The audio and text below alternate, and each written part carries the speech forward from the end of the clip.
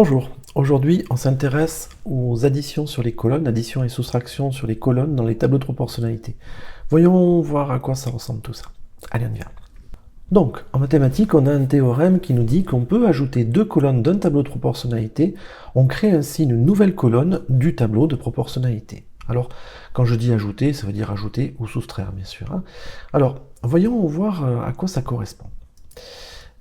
Donc là j'ai un tableau de proportionnalité, 6, 9, 14, 21, vous pouvez vérifier, ça marche. Et j'aimerais créer une troisième colonne. Et pour ça, j'ai envie d'utiliser une addition, par exemple. Alors, voilà ce que je vais faire. Je vais prendre le 6 et le 14, je vais les ajouter, et je vais trouver un résultat, c'est-à-dire 6 plus 14. Et je vais faire pareil en bas. 9 et 21, je vais les ajouter, et je vais trouver 9 plus 21. Je peux calculer, 6 plus 14, ça fait 20, et 9 plus 21, ça fait 30. Donc je mets les résultats. Et finalement, je me retrouve avec une troisième colonne qui est cohérente avec les autres. C'est-à-dire que ce nouveau tableau, qui a 3 colonnes, c'est bien un tableau de proportionnalité. Donc j'ai pu ajouter les 2 colonnes pour créer une troisième colonne. Alors dans les exercices, à quoi ça nous sert? Regardez celui-là. Compléter le tableau de proportionnalité en n'utilisant que des additions et soustractions de colonnes. Donc vous voyez, là, il y a un tableau, on nous dit que c'est un tableau de proportionnalité. Alors vous pouvez vérifier pour les deux premières colonnes, ça fonctionne. Et là, je vois que j'ai un 12 et il me manque la case du dessus, la case de départ, et j'ai un 2 et il me manque la case d'arrivée. Ok, on va commencer par le 12. Alors, quelqu'un qui calcule bien, il voit tout de suite que 7,2 plus 4,8, ça fait 12. Sinon, si on ne calcule pas très bien, si on ne le voit pas, on sait qu'on a droit qu'aux additions et soustractions. Donc, soustraction, clairement, ça va pas. Addition, on essaye et ça marche. De toute façon, on y arrive.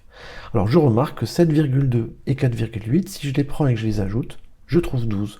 Bon, je vais faire pareil en haut. Je vais prendre 6 et 4, je vais les ajouter, et je vais trouver le résultat, c'est-à-dire 6 plus 4. Et 6 plus 4, ça fait 10. Voilà, j'ai complété mon tableau en utilisant les opérations sur les colonnes. Allez, je fais pareil pour le 2, donc je sais que j'ai un résultat qui vaut 2, un départ en fait, et on veut l'arrivée. Alors comment fabriquer 2 avec 6 et 4 6 moins 4, bien sûr, ça marche. Donc je vais reprendre 6 et 4, sauf que cette fois je fais une soustraction, et ça me donne bien 2. 6 moins 4, ça fait 2. Bon, je vais faire pareil en bas. 7,2 et 4,8, je les soustrais, ça me donne le résultat de cette case, c'est-à-dire 7,2 moins 4,8. Et ça fait 2,4. Bon, j'ai pu compléter mon tableau.